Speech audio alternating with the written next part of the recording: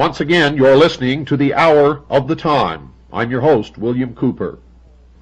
Are you one of the people who believe that everything that's happened through history is an accident? And that while one or two things may have been planned, that most of history had no intelligent direction forming it, driving it?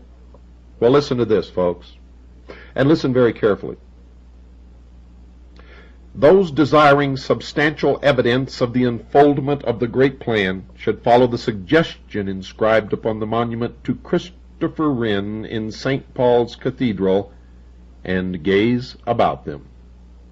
The rapid advancement in the social and political states of man, the increasing richness of human living, and the broadening vision toward individual and collective responsibility herald with auroral colors the rising of the Sun of Truth. There is much yet to be accomplished, but already the achievement is impressive. Even the most devout humanist cannot survey the orderly progress of the race and at the same time deny the existence of a well-integrated program. The light of the ancient Vedas is slowly but surely illuminating the whole world. The vision of man's noble destiny and the sacred sciences which made possible the realization of that vision have been guarded and served by the silent ones of the earth. The priesthoods of the sacerdotal colleges, the hierophants of the mystery schools, and the adept masters of the secret societies have been the guardians of man's noblest purpose, the perfection of his own kind. It is the inalienable right of every honorable person to be grateful for the opportunities which progress bestows. And with this appreciation comes also an appropriate measure of resolution. The past proves the future, which is but the extension of good works toward their fullness. The mystery schools neither restrained nor limited the unfoldment of human institutions. Man fashioned his civilization according to his natural instincts and convictions. And this process must continue, for growth is not hastened by the interference of authority. Man substantiates with his mind and heart that which he fashions with his hands. The esoteric tradition ensouls the ordinary works, revealing the larger purposes through the smaller ones. Not so long ago, 90% of the population of the earth was in physical slavery. Having liberated his body, the audacious creature must now free his heart and mind. Thus, pressed on by sovereign necessity, the world conqueror becomes the self-conqueror. Under a democratic concept of living, the responsibilities for progress pass to the keeping of the people. The powers vested in the governing body, functioning with the consent of the governed, include not only provisions for collective security, but also the advancement of such religions, philosophers, arts, and sciences as contribute to the essential growth of human character. An administrative system which ignores ethics, culture, and morality cannot survive as a dominant political organism. Democratic institutions must accept the task for which they were fashioned and become the conscious custodians of the democratic destiny. Progress demands the most from those with the largest spheres of influence. Vast organizations, industrial, political, social, and educational, have been made possible by the modern life way. These have become the molders of public opinion, feared or respected according to the measure of integrity revealed in their management. The future of human society is intimately associated with the destinies of these vast enterprises which have inherited, along with physical success, the duty, or more correctly, the privilege of world guardianship. Even the continuance of the economic theory now demands the strengthening of ethical convictions. Prominence of any kind, whether bestowed by wealth or authority, carries with it priestly obligations. The leader, whatever be his field, is looked upon for intelligent guidance. His convictions inspire his followers, his words influence their lives, and his policies dominate their activities. There is every indication that the esoteric tradition will next function through that complex of vast interrelated organisms of production and distribution which now dominates human imagination. While this structure may appear to the superficial-minded as heartless and soulless, it is also the largest and most powerful potential instrument for the advancement of mankind ever yet devised. Education, science, and economics are today indivisible. They have already formed a partnership for their mutual advancement. Equipped with knowledge, skill, and the necessary physical resources, this huge combine awaits the destiny for which it was intended. There is no virtue in burdening the future with the conclusions of today. To prophesy is to restrict not the will of heaven, but the mind of man. Old principles, as they reveal more of themselves, will be given new names, and progress is always an adjustment of concepts, each of which is in a constant state of change. Assuming, however, that the term democracy, with its numerous imponderable overtones, conveys a conviction of natural unfoldment, it is reasonable to infer that the democratic motion will continue until all of its potentials have become potencies. Progress is not bound inevitably to any nation or people. Social and political structures are instruments for the advancement of the great work only to the degree that they keep the faith. If ambition or selfishness breaks the bond, the privilege of guardianship is forfeited. And this does not mean that the project fails. Rather, that which fails the project loses the privilege of leadership. The plan, then, passes to the keeping of other groups and other ages. Man cannot destroy or pervert the works of destiny. He can only divide himself from those works, and by so doing cease to share in the essential vitality of progress. Thus it is that unreasonable doubts and fears concerning providence are philosophically unsound. Failure is always regrettable, but principles do not fail, and that which is foreordained perfects itself. Although empires may collapse, great teachers be martyred, schools and systems perish, and enlightened leaders remain unhonored, the substance of the great work remains unchanged and unchangeable. New vehicles appear even as the older ones are betrayed by human selfishness. The eternal commonwealth is an assignment of destiny, and spiritual progress, symbolized by the fabled phoenix, rises victoriously from the ashes of the human ruin. The adept tradition has always available social instruments waiting to be ensouled with the larger vision. All things created by men are mortal and destructible, but the way destined by heaven is immortal and indestructible. Universal enlightenment and universal fraternity are the natural ends which reward the social struggle. The world and all that inhabits it are moving triumphantly toward peace and security. At any given time the vision may be obscured, but in the larger dimensions of time all things work together for the fulfillment of the greater good. Is that a piece of excellent retrospective writing looking back on history? No, ladies and gentlemen, it is not, for this was written by Manly P. Hall in Los Angeles, California, in April of 1951. What he predicted is what is happening: a wedding, a marriage between the corporate world and the state, which is coming. He's talking here about socialism.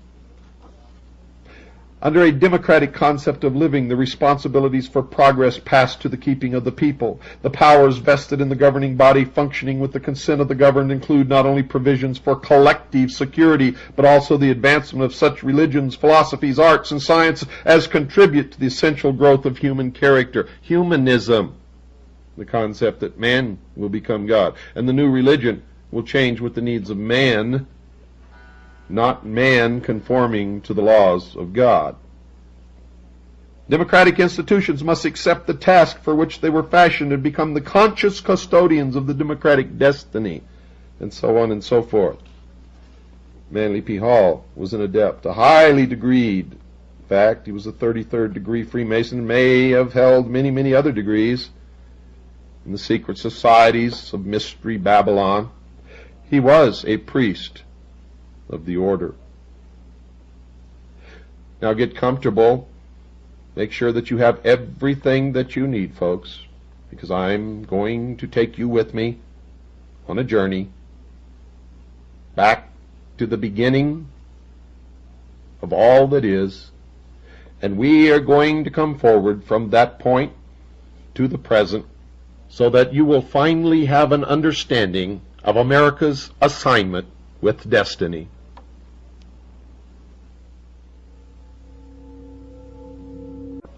Three great cultural heroes were associated with the origin of Mayan civilization. Wotan, who founded the Votanic Empire, seated at Palenque; Itzamna, the Yucatecan hero; and Kukulkan, whose worship extended throughout the Central American area. All three came from a remote region lying eastward, introducing arts and sciences and founded religious cults, or mysteries. From the legendary histories of these persons, they should be included as adepts or initiates of ancient secret schools, possibly Atlantean. In a book written in the Quichean language and attributed to Wotan, the Great One declared himself a snake, a descendant of Emos in the line of Khan. He came to America by the command of God from a distant place. He ultimately founded Palenque and built a temple with many subterranean chambers, which was called the House of Darkness. Here he deposited the records of his nation in the keeping of certain aged men called guardians. There is a legend, folks, that this Wotan was the grandson of Noah. The original book containing this report was in the possession of Nunex de la Vega, Bishop of Chiapas, but he destroyed it with the other native manuscripts which he was able to accumulate. Fortunately, however, it had been copied by Aguilar. Itzamna, according to Cagulodo, was a priest who came with the migrations from the east. He was the son of the supreme deity Hunabku, or the Holy One. Itzamna is pictured as an ancient man with a very prominent and strangely shaped nose, either toothless or with one crooked fang. Likenesses of him have been found indicating his birth from a plant growing from the earth. He is also shown rising from the mouth of a serpent or a turtle to symbolize that he came from the sea. He healed the sick and restored the dead to life. He lived, according to the records, to a great age and was said to have been buried at Izamal, where his tombs became places of pilgrimages. Itzamna was sometimes called the skillful hand, and after his death his body was divided. His skillful hand was placed in one temple, his heart in another, and the rest of his remains in a third. One of the best known of his emblems was a Tau, or T-cross. It is now generally admitted that the Quetzalcoatl of the Nahuatl people, the Gukumats of the Quiches, and the Kulkulkan of the more southern Mayas were one person. In each language, the word signifies feathered, plumed, or winged serpent. This title may have resulted from Quetzalcoatl casting his lot among, or gathering his first followers from, the descendants of Wotan. This tribal group had the serpent as its heraldic device. At a remote time, this semi-mystical, semi-divine priest initiate, Quetzalcoatl, came from the fabled land of the seven colors and established his right at Tula and Cholula. Quetzalcoatl was the initiate philosopher and teacher of the Nahuatl tribes of central Mexico. Among the appellations of this priest, prophet, king are, quote, he who was born of the Virgin, unquote, quote, Lord of the Winds, unquote, and, quote, the divine incarnation, unquote. Quetzalcoatl was the son of the universal creator god and the Virgin Xochiquetzal, and his conception was made known by an ambassador from the god of the Milky Way. Torquemada, in his Indian Monarchies, described a band of people who came from the north, dressed in long black robes. Arriving at Tula, these strangers were well received, but finding the region already thickly populated, they continued to Cholula. These wanderers were great artists and skilled in working metals. Quetzalcoatl was their leader. Mendieta, in his Ecclesiastical History, described Quetzalcoatl as a white man with a strong formation of body, broad forehead, large eyes, and a flowing beard.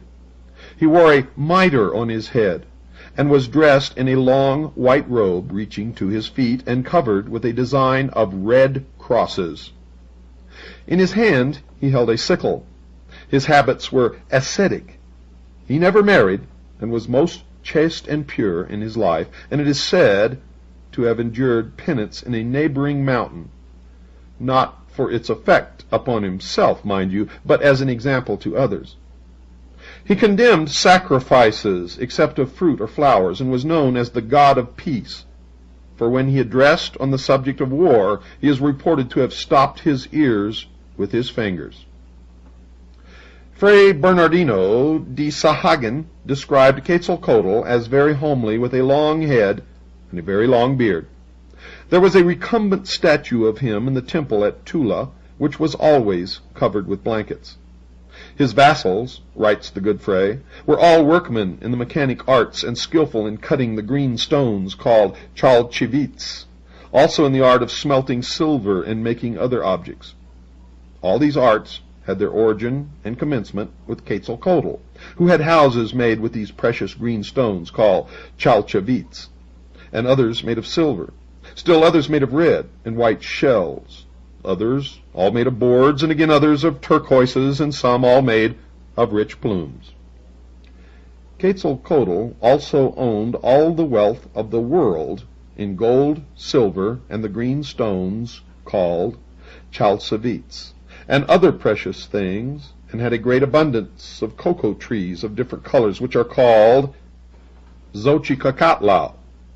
The said vassals of Quetzalcoatl were also very wealthy, and did not lack anything at all. They never suffered famine or lack of corn. In fact, they never ate even the small ears of corn, but rather heated their baths with them, using them instead of firewood. They also say that the said Quetzalcoatl did penance by pricking his limbs and drawing blood, with which he stained the maguey points, that he bathed at midnight in a spring called Zicapaya. The interpreter of the Codex Telleriano Remensis said that Quetzalcoatl was created by the breath of Tonacatecotli. Quetzalcoatl was born on the day of 7 Cains, and disappeared or died on the day of 1 Cain. He was identified with the planet Venus. The Codex Vaticanus A says that the hero founded 4 temples, the first for the princes, the second for the people, the third, the house of fear, or serpents, and the fourth, the temple of shame. The Codex Chimalpopoca says that Quetzalcoatl was born as a 9-year-old child. When he resolved to leave Mexico, he reached the seashore, and, removing his clothing and his snake mask of turquoise, destroyed himself by fire. His ashes changed into birds, and his heart became the morning star. He remained 4 days in the underworld, and 4 days as a corpse. After that, he ascended to heaven as a god. It is specifically mentioned by Sakhagan that Quetzalcoatl created and built houses under the earth. Now, traces of subterranean grottos and rooms have been discovered in the vicinity of most of the architectural monuments of the Nahuas.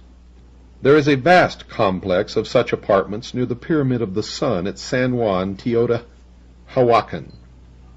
The Amerindians believed the serpent to be an earth dweller, and it is quite possible that the accounts implied these subterranean and secret places to be chambers of initiation into the mysteries of the cult.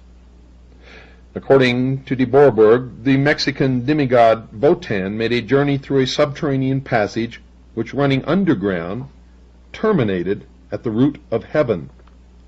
This passage was a snake hole, and Wotan was admitted because he was himself a son of the snake. Quetzalcoatl appeared as the great sorcerer, magician, or necromancer. He performed miracles, and upon his departure his secrets were entrusted to an order of priests governed by a hierophant or master. This priesthood practiced the arts and sciences, treated the sick, administered sacraments, and were diviners and prophets. Landa gives some consideration to the activities of these religious orders. Lucien Biart summarizes the available data thusly. The most contradictory ideas have been current in regard to this divinity, who now considered of celestial origin and now regarded as a man who had acquired the immortality of the gods, seems in reality to be a union of several personages. He certainly belonged to a race other than the one he civilized, of that there can be no doubt. But what was his country? He died announcing that he would return at the head of white-faced men, and we have seen that the Indians believed his prophecy fulfilled when the Spaniards landed on their shores. And of course, we have seen the consequences of that action. According to Sahagan, the most usual ornaments of the images of Quetzalcoatl were a mitre spotted like the skin of a tiger, a short embroidered tunic, turquoise earrings, and a golden collar supporting fine shells. The legs of these images were encased in gaiters of tiger skins, and on their feet were black sandals. A shield hung from the left arm, and in the right hand was a scepter ornamented with precious stones, an emblem which terminated in a crook like a bishop's crosier. Quetzalcoatl is credited with the invention of the pictorial or hieroglyphical method of writing, and especially is his name associated with the Tonalamatl, or Book of Fate. This was more than a civil calendar, and was reserved for the calculation of human destiny and prophecies concerning the future of the state.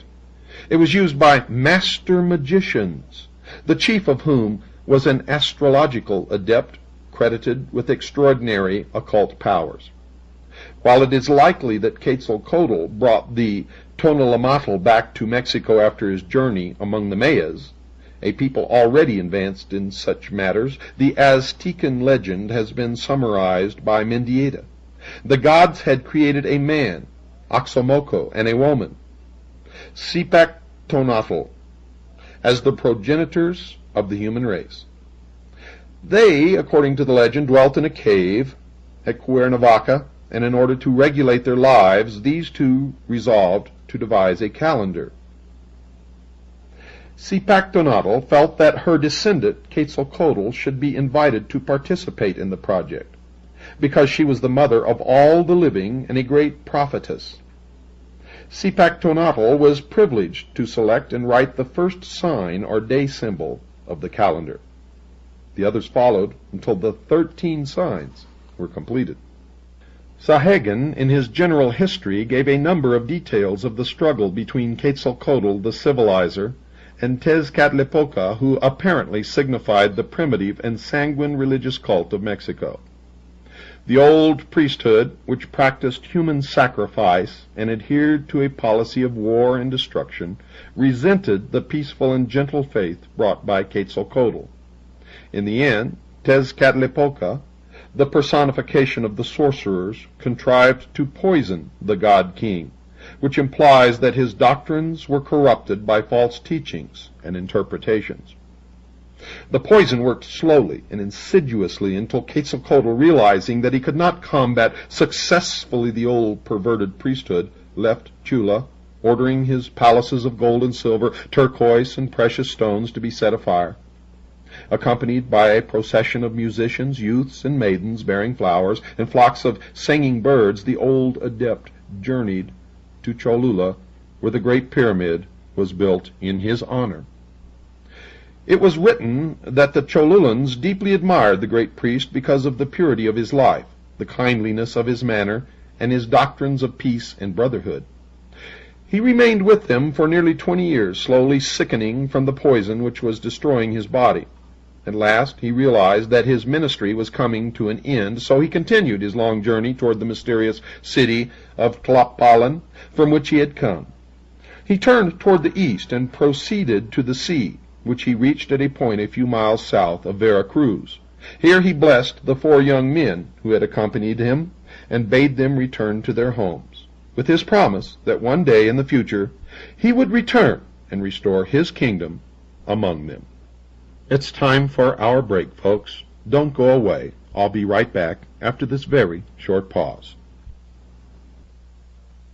Ladies and gentlemen, I would like to introduce to you a young man who has come to be my right hand, my assistant, who has come to learn as much as he can, and of course I am going to learn as much as I can from him. His official title around here is Research Assistant.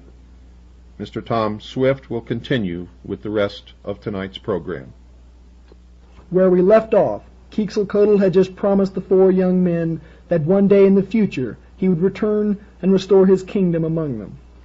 Then the old and weary man called to the sea, and out of the waters came a raft of serpents. He stepped upon this strange craft and was carried away into the land of the sun's beginning.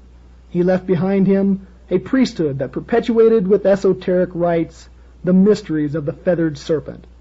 There is every indication that the cult of Quetzalcoatl was kept secret, a precaution necessary in the face of the opposition of the primitive indigenous sects. There are several accounts of the death or departure of Quetzalcoatl. The conflict is due in part to the legends being derived from different tribes, and in part to the Spanish methods of gathering the reports. These invaders took slight interest in the native traditions until they had destroyed most of the available sources of information. Later, even the converted Indians were uncertain of their tribal history.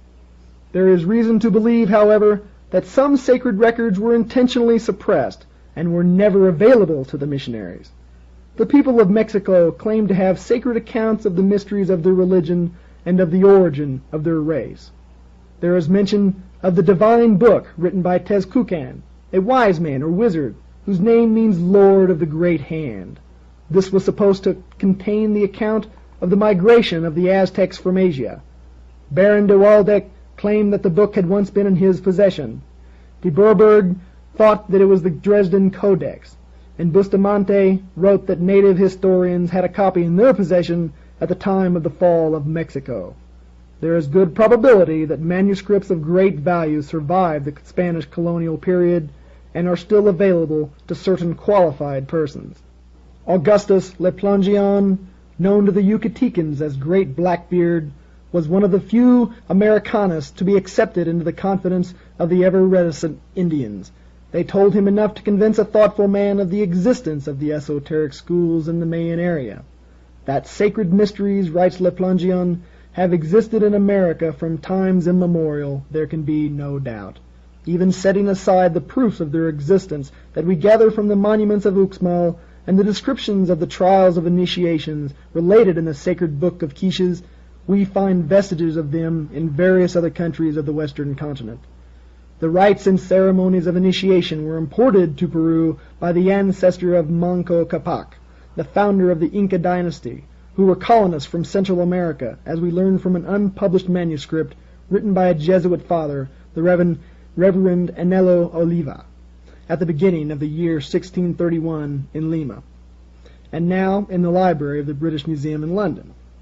A number of authors who have tried to prove that Quetzalcoatl was a foreigner who, reaching the shores of the New World at an early time, attempted the civilization of the aboriginal tribes. Lord Kingsborough favored the possibility that this wanderer was the Apostle Thomas, and that the ancient Central American Indians came under Christian or Jewish influence.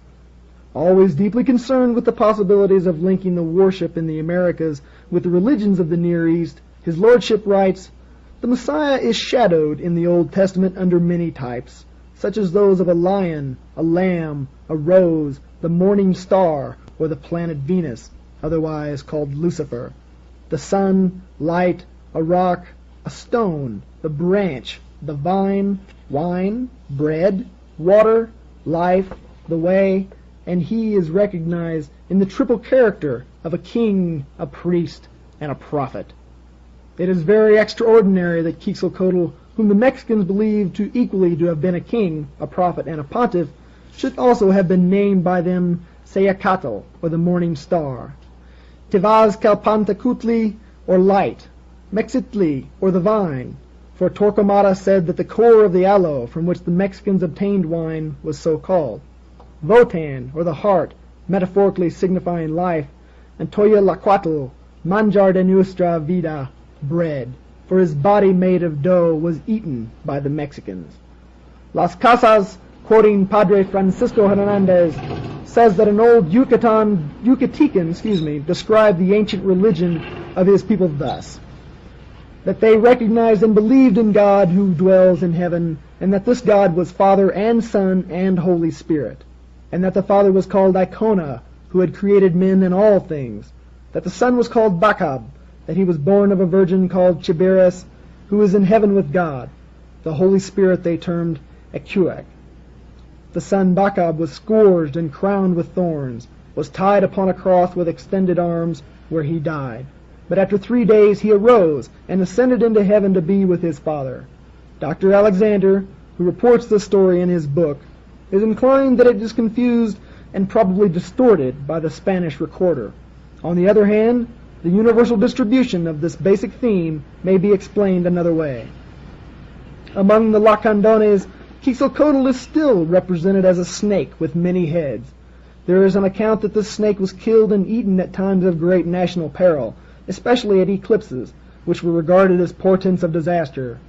It was believed by the Mayas that Kulkukan descended invisibly from the sky and personally received the offerings during certain great feasts held in his honor.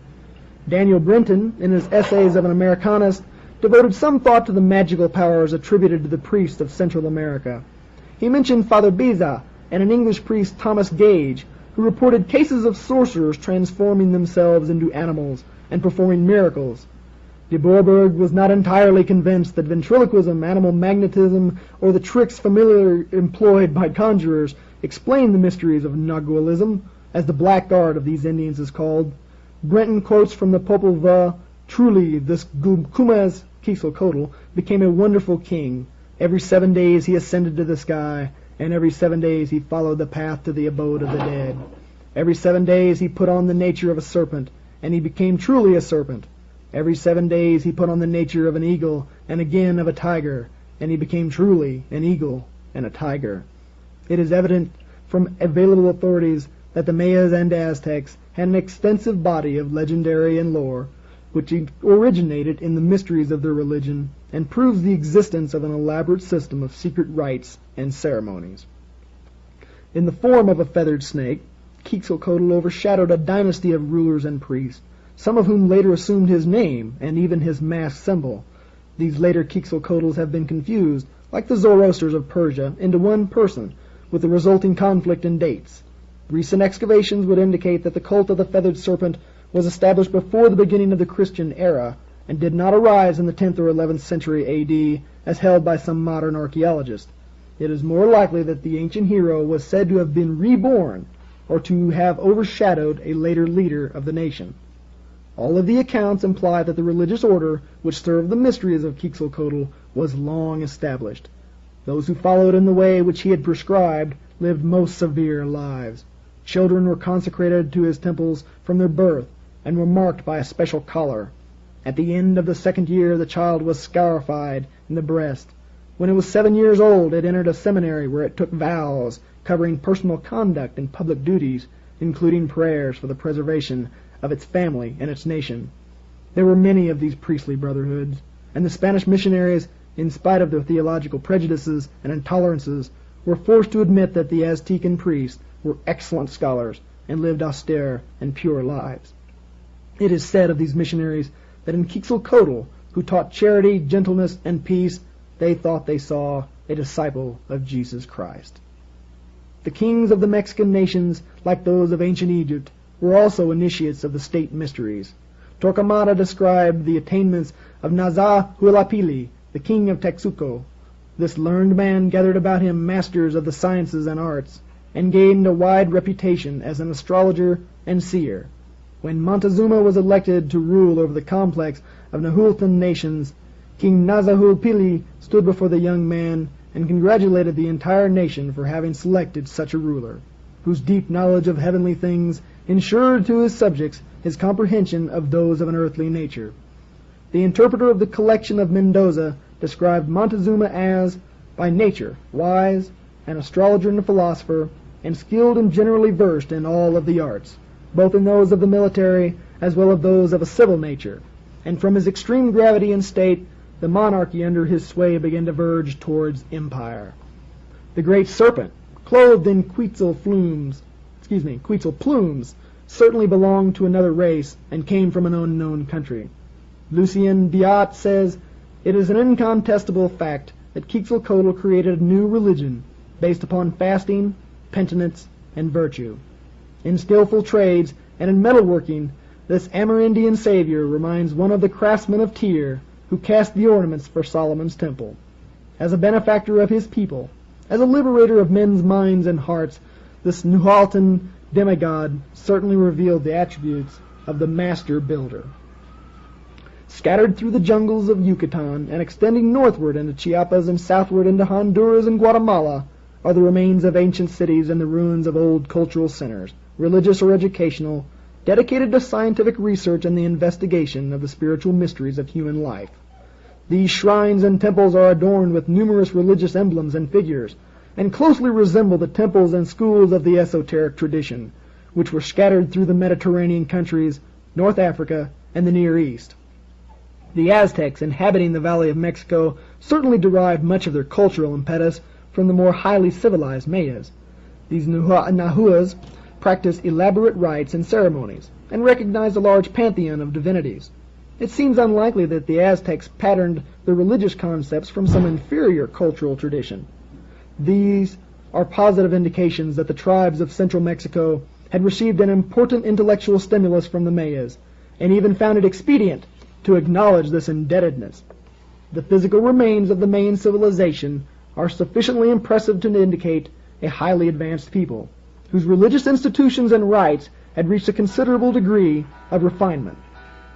Most early writers, in an attempt to estimate the cultural attainments of these nations, have been over-influenced by the early theologians and scientific enthusiasts who invaded the field with a variety of concept and preconceptions. The empires of the Mayas and Aztecs were resplendent with edifices dedicated to their faith. They were magnificent shrines, temples, altars, some to sanguinary deities and others to benign and kindly gods. The state mysteries, however, were seldom performed in the sanctuaries of popular worship. Neophytes traveled to remote places, and if they went uninvited, seldom returned. Throughout the jungles are the ruins of extraordinary buildings constructed for unknown purposes. The mysteries of Xibalba, as recorded in the Popol Vuh, and traditionally associated with the culture hero Votan, were given in such an architectural complex which served as an entrance to a mysterious world beyond the dimensions of the material mind. Such gateways existed in all the old countries where the mystery religion originally flourished. Obviously, archaeologists cannot discover the secret rites merely by grubbing among the overturned and broken stones. As the priesthoods were not considered enough to label their monuments, there is little left today even to excite curiosity.